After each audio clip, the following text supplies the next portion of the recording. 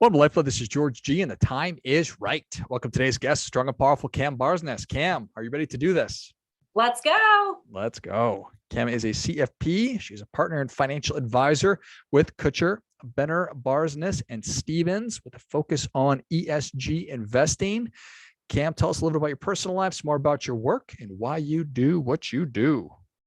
I'd love to. But first, thank you just so much for having me on the podcast. It's a pleasure to be here. I really love the breadth and depth of the topics that you cover on the podcast and just find it really interesting and bite-sized. So thank you for doing that. Thank you. Yeah, I grew up in Montana. I was born and raised in a little tourist town up in the mountains called Red Lodge, and ran away after graduation to Santa Clara University in the Bay Area, and a hello big culture shock. The 2,000 people that I grew up with were very different than the millions of people that I lived with in the Bay Area.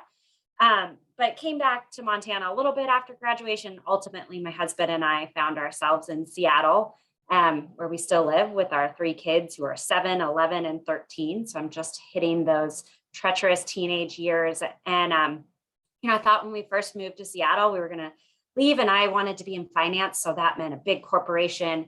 And through a headhunter, found myself in the world of financial planning that I didn't know existed, and fell in love immediately and just dug in and went right back and got my CFP, the Certified Financial Planning. And what I really love about this industry that I fell into is that it's all about helping people achieve their goals and understanding what's really important to them and their families. And the foundation is really feeling comfortable and connected to your money. That's why we partner with clients. And for me, it's helping people understand what they own in their portfolio and how their holdings and their earnings are helping better their lives and the lives of others around the world. Nice. When you say partner with clients, what do you mean? I mean that it's a collaborative process. If I just tell you what to do with your money and you don't have any ownership in that process, you're not learning anything. You don't feel connected to it. And we all know that any organization, any business, any people, any relationship, the more connectedness we have to that, the more invested, quote unquote, we are in that relationship and that thing. And if it is just nebulous and kind of disconnected from us and third party, then we're not really engaged in it. So with clients, we want to be a partnership with them. I often tell people, I'm not here to tell you yes or no. I'm here to give you the analysis and the pros and cons and help you make a decision that meets your needs and your goals and your values. I think that makes a lot of sense. Do people resist doing that from a financial advisor standpoint? It strikes me that might be harder. Yeah, it is. But that's really where the relational piece comes in, is really getting to have enough conversation with your client to understand what's important to them, asking intimate questions that feel like sometimes I probably know more about our clients than maybe their kids know, certainly more than their neighbors and friends know, because nobody talks about money. And what comes down is you have to figure out what matters.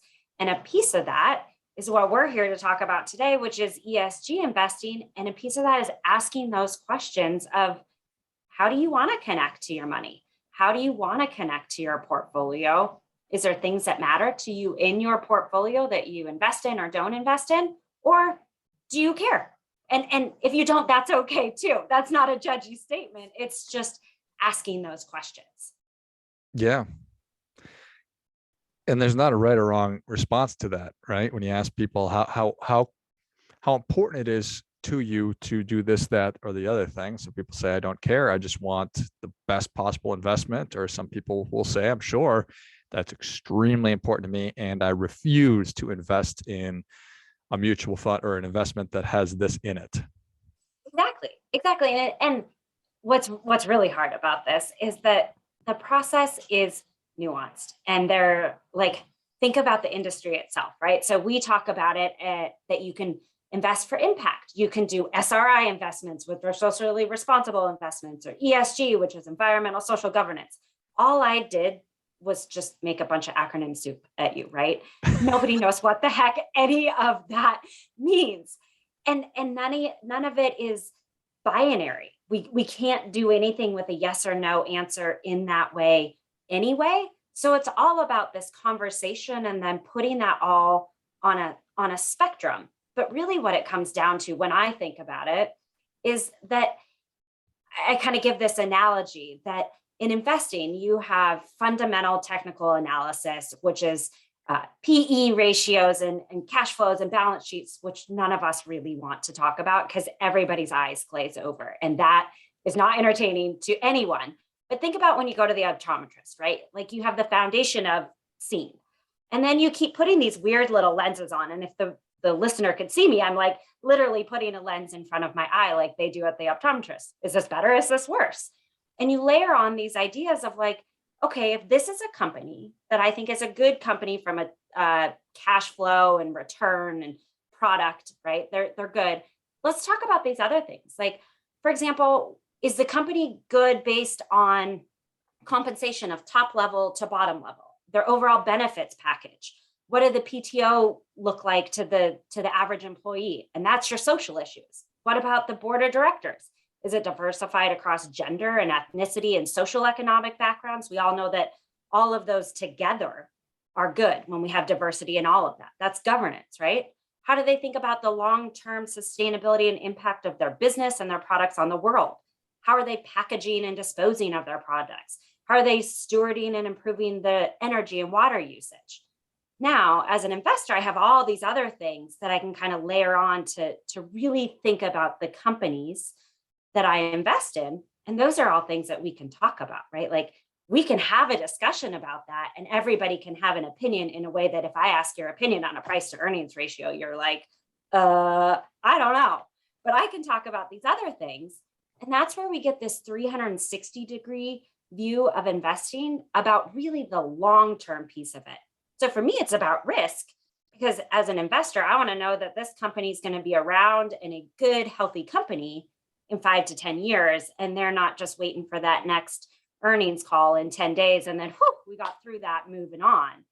And of course, I go back to that binary piece of like, you could say yes or no to an investment, but you have to think about that all of this layers on and sometimes it's nuanced and we have to look at each company differently based on what's material, meaning like what's really significant to them as a company in their industry.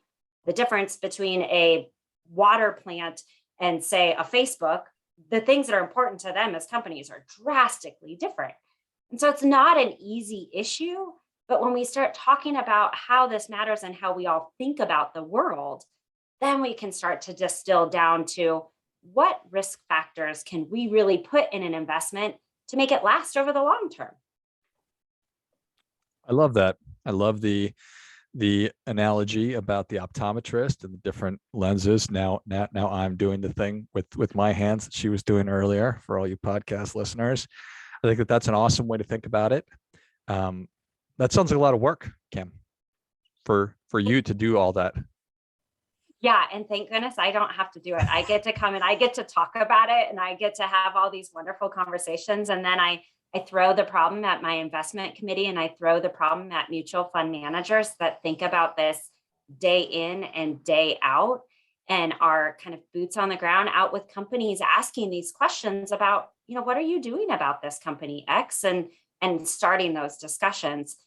But, it really starts with conversation because without it, none of this really matters. If the mutual fund managers don't have the conversation, if we don't have the conversation with our clients, and if just the average everyday person doesn't start to say, hey, what's happening in the world? What do I want companies to act like? You asked a question earlier when we weren't on camera or being recorded of why is it important? And I just think it's important because it connects us to our money in a different way. And we have to be confident that we understand what we're investing in. And that's how we're going to want to do more of it. We're going to want to save more, which is ultimately the goal of investing anyway. So we want to kind of talk about it. Yeah.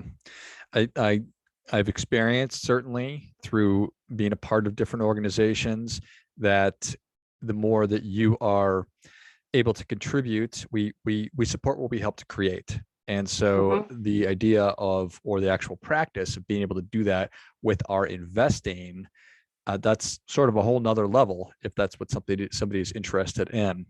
We've talked about, or you've mentioned a couple of times, the importance of these questions and collaborating and being able to have different kinds of conversations. When you're sitting down with somebody for the first time, what are some of those conversations? How do you get the conversation started to gauge whether or not this is of interest to me? Yeah, it's a great question. And it's one that I think we're sometimes scared to do.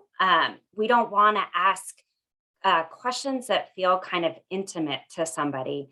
We want to kind of shy away from them and assume if somebody is passionate or really interested in something, they'll tell us. Hmm. We know as humans, we don't actually do that. We might behind closed doors, but we won't in the moment. So I have to sit down with you and say, hey, there's this thing that you probably don't even know exists out there of, layering on this additional piece into investment analysis, very similar to traditional, but we layer it on. Is that something you want to hear more about? Now, when I say that, most people are like, I don't know, probably not. But what I ultimately do is I give them a questionnaire that talks about things like executive compensation and diversity on boards and climate change, and ask them how interested they are in those types of things. Well, they come back with that questionnaire that they got to fill out at home. And I get answers where they say, I'm very interested. I would never invest in, XYZ. And it's like, oh, you are interested in this ESG quote unquote style of investing. It's just when we use words that people don't understand, they shy away from it. But when you give them words that they hear and think about all the time, I've over the last month or so, I've had a number of people say, do I own guns? Do I own Russia? Like, these things come up in everyday conversation if we're willing to talk about some of the harder pieces that feel more interested and feel more squishy in investing. I know that's a technical term to everybody. Squishy really, really leads to investment analysis, but we often don't think about those type of questions when it comes to investing because we think that it's just numbers and I don't know anything about it, so I can't talk about it. We can all talk about it. We can all be engaged in how our money is helping us and the world. Yeah. What an important and powerful tool that is, that little piece of homework or take home that helps people through just giving them prompts like ESG investing. I don't know. Maybe that's interesting. Oh, well, yeah, for sure. I'm not interested in that. Or yes, I'm very interested in this. And 100% I've got an opinion about that. So what a cool tool. Well, it starts, it doesn't even have to be investing, right? Mm-hmm. You can start with your first dollars. Think about it. We all make choices every day of what companies do we support? What local businesses do we support? Where do we get our coffee? Where do we get our groceries? We all make these choices and we can step back and think, is this the local business? Is this the corporation that I want to support with my dollars today? That's an easy, everyday first mover thought. And it goes back to the big picture of ESG. We just don't talk about it that way, but we're all doing it each and every day. We're making choices with our money. No doubt. Voting with our dollars, so to speak, Cam. Yeah. So I think that we maybe touched on this a little bit. There's a million different acronyms and this, that, and the other thing. But what's important is what we've been talking about. The industry, the financial apparatus, when they get a sense that, oh, this is a popular thing, we're just going to start calling everything ESG. And that really has that just muddies the water. And it makes it harder if you are really serious about doing this work, which I know that you are, to cut through what is BS and to really know, okay, this is a fund company or a money manager or whatever that is actually interested in doing the work. What are your thoughts on that? Yeah, I mean, $1 million question and in the heat of media right now. And you nailed it, that we will, if we want to do it, the passion behind it comes from really wanting to make change.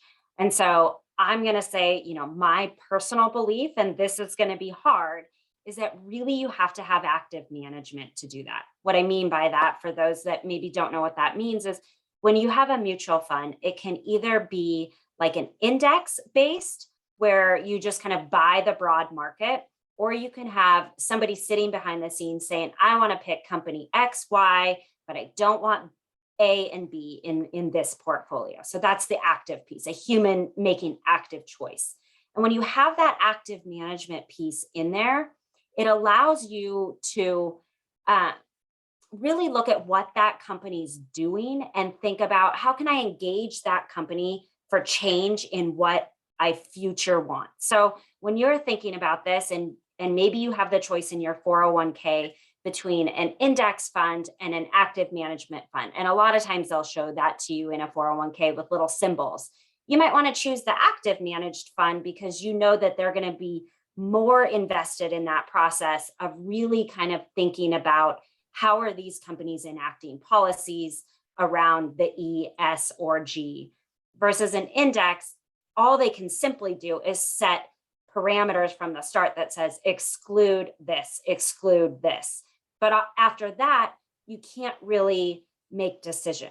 And when I talk about this, I often talk about it with college age students. And I say, has anybody listened to Hamilton? And they all kind of nod their head and go, yes, and kind of wonder, where is she going with this conversation? We're talking about investing.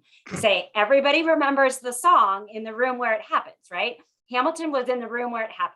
And if you don't take an ownership stake in a company by buying a stock, a share of stock, you don't get to have a conversation with them. You're not engaged with them. So if you have active management that might take an ownership share in a company that maybe could do better, now they get to be in the room where it happens. They get to have that conversation. And so being with those companies, those mutual fund companies that really do that, or if you're an individual investor at home and you get the proxy statement, which sounds weird, it's essentially a ballot. We should call it a ballot. You get the ballot from the company and says, how do you want to vote? Vote, use that voice, just like in every other piece, be active in the change that you want to see happen. Such a cool way to think about it, and obviously the correct way to think about it, but such a cool way to think about it that not only are you doing all the things we've been talking about, but then you actually get to vote on it too. You get to vote on their directors and so many cool things. And it's just one more level of, if you are interested in taking ownership of your money from maybe not start to finish, but at different levels, that's a super cool way to think about that. So I appreciate that. Yeah. Yeah. Well, Cam, you've given us a lot, but the people are ready for that difference-making tip. What do you have for them? Yeah, that difference-making tip is that don't make life all or nothing. Small changes and seemingly small acts can have tremendous impact over time. So don't wait till you can do it all. Do something small today. Well, I think that is great stuff. That definitely gets it. Come on. Especially when we're looking at, all the problems that we're facing in our backyards, in our communities, and then all around the world. It can feel overwhelming or feel like we can't have an impact. But the other way to think about that is just to start taking those small bites and to do a little bit, because if we all did that, Cam, what a wonderful world it would be. Imagine how big the impact is if we all did something small. There's a lot of us out there. Amen. Well, Cam, thank you so much for coming on. Where can people learn more about you? How can they engage with you?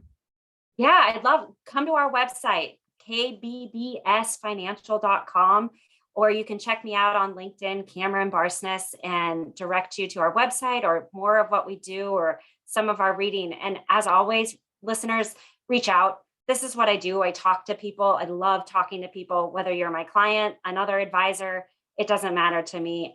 The world is big enough for all of us, and learning how to be passionate about your own money and invested in your own money. That's what I'm here to do. So reach out. Love it.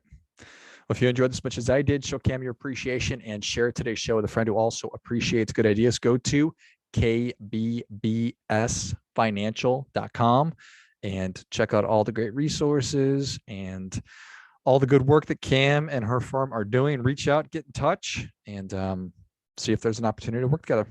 Thanks again, Cam. Thank you so much. And until next time, keep fighting the good fight, because we are all in this together.